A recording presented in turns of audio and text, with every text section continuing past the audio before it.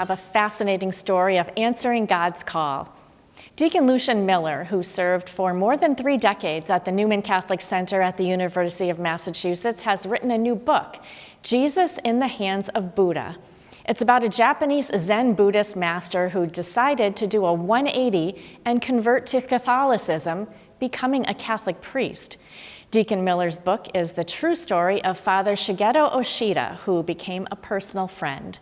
Steve Kiltonick tells us more. In the 1960s, Lucien Miller and his wife Bonnie moved with his family from California to teach comparative literature and Chinese at the University of Massachusetts Amherst. At UMass, Miller felt called to be a deacon, and in 1983, he became a charter member of the Springfield Diocese first class of deacons. Miller subsequently served 35 years as deacon and spiritual director at UMass's Newman Center.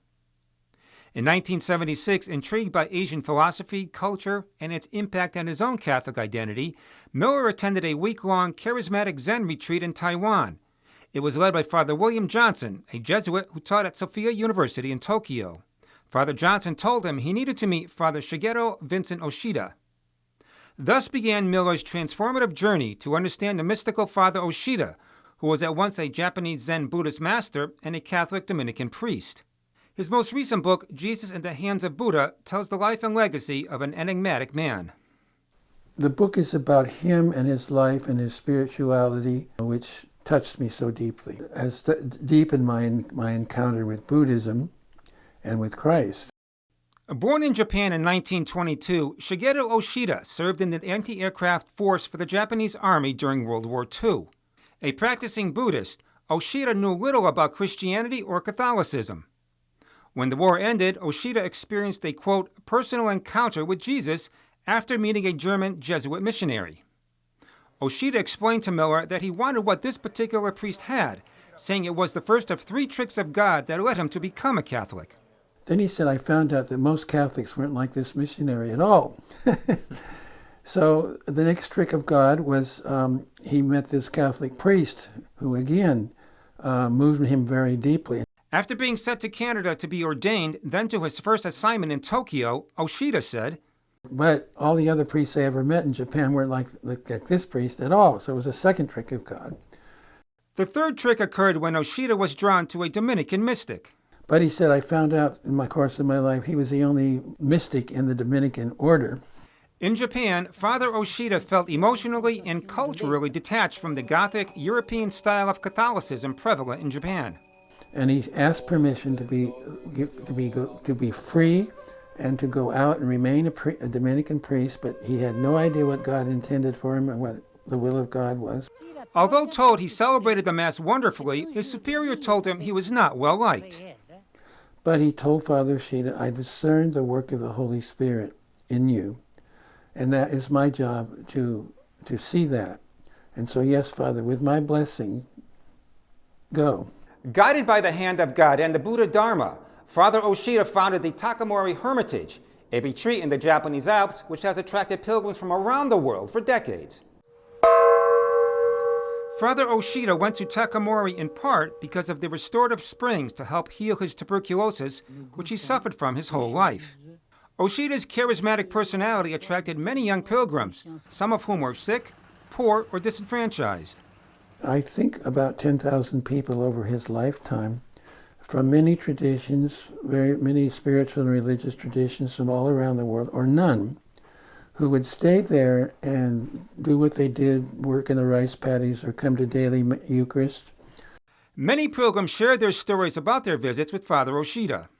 They were deeply, deeply touched and possibly even transformed. A lot of them were going through different things in their life, crises.